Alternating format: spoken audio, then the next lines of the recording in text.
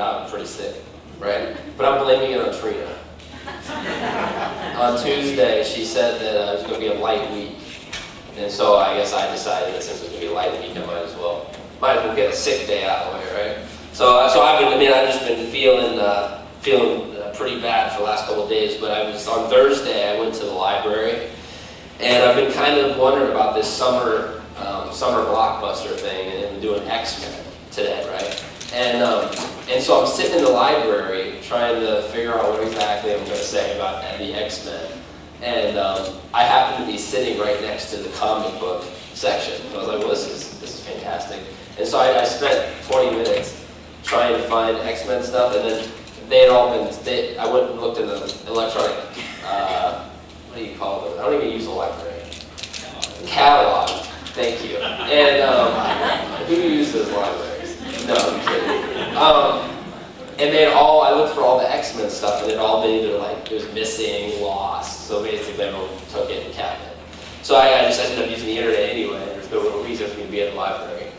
But I just wanted this comic book thing. I don't know if do I have any comic book people here? Like you grew up, you're like, yeah, just okay. We got a couple here. I don't want to be in trouble because a lot of them I hang out with regularly.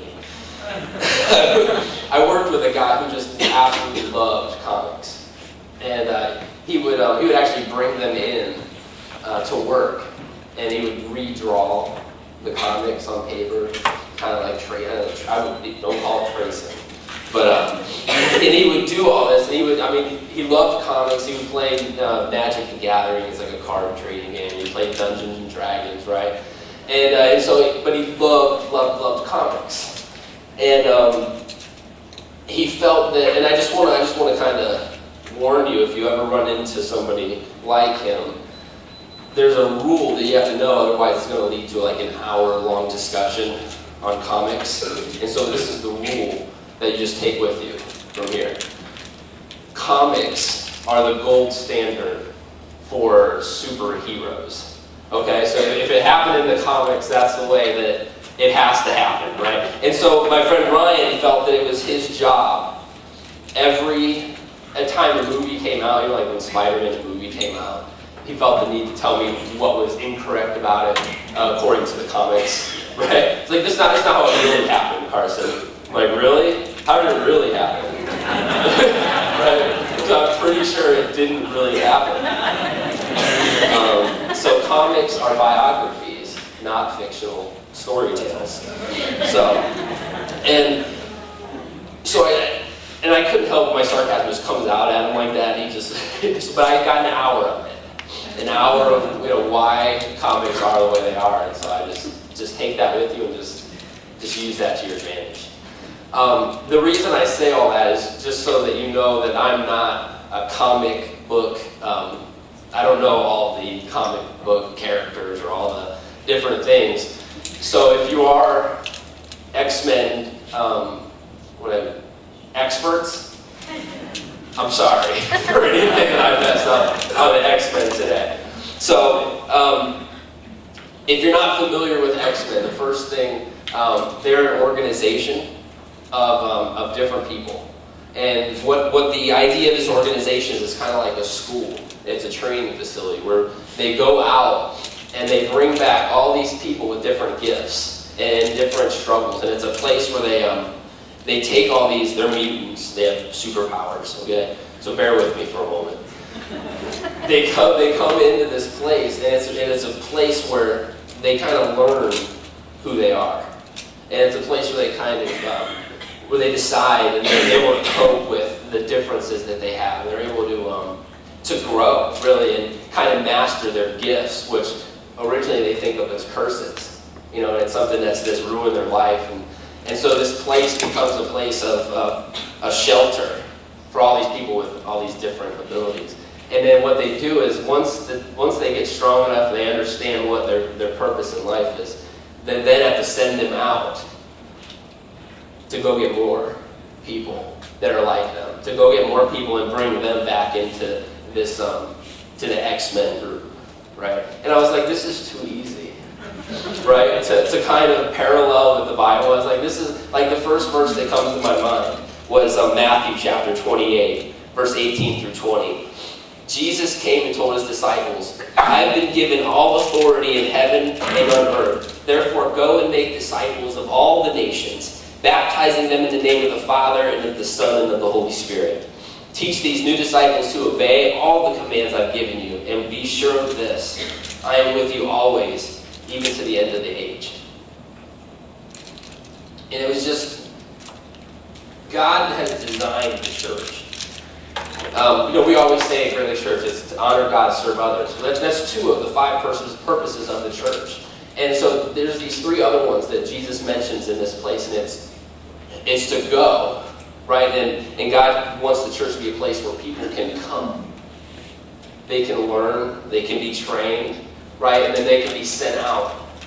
And that they can, in turn, be so excited about what's going on and be so hopeful for the change that's happening in their life that they go out and they bring someone else in, right? And so it's very easy to see the parallel between that and kind of the X-Men, if you will.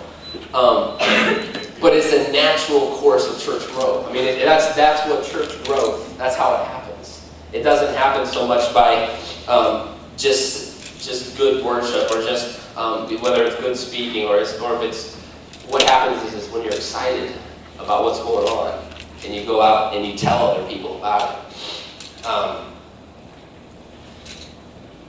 I remember when I was interviewing for a youth pastor position, and what happened was it was like my second interview, and it was with my home church that I grew up in, so it was like kind of a half interview, you know what I mean? Like I knew I was going to get the job, one of those kind of things.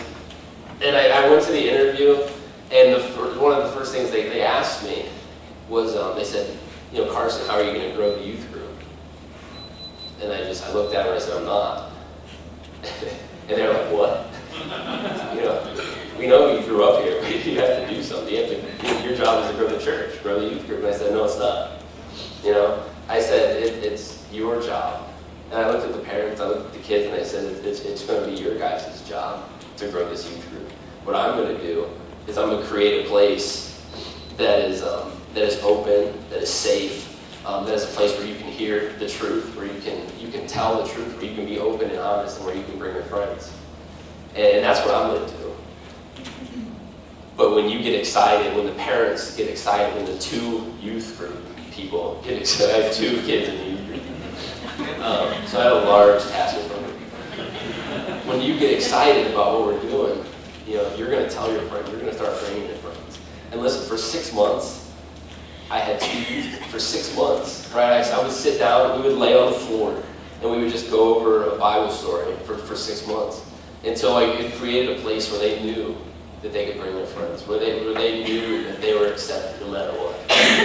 And it's that excitement that, within the next 6 months, because I was only there about a year, within the next 6 months, we had roughly 23, kids in 6 months span. After that, 2 for 6 months.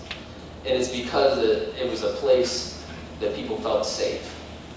It was a place that people were excited about, and where people could come, and I would tell them ways to talk about Jesus, because that word evangelize that the Bible talks about, that Jesus was talking about there, going to the world, that is scary at times, but when you're excited about something, just bringing somebody. If you brought someone to Great Lakes Church, you've evangelized, right? And it's not always, it's not throwing Bibles at people on the street, and I know that sometimes that's the picture we get, but that's where church growth happens.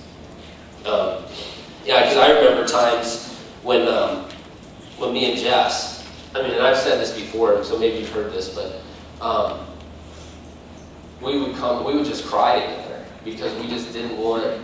There was people that we wanted to invite to church, but we just couldn't, because we just felt that the church that we were a part of wasn't a safe place.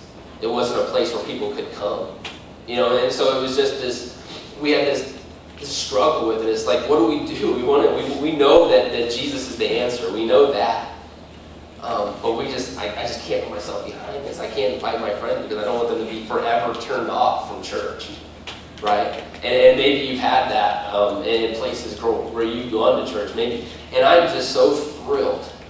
I'm so thrilled to be a part of a church that is fully seeking to be the church that God has intended us to be. Amen. I mean, give it up.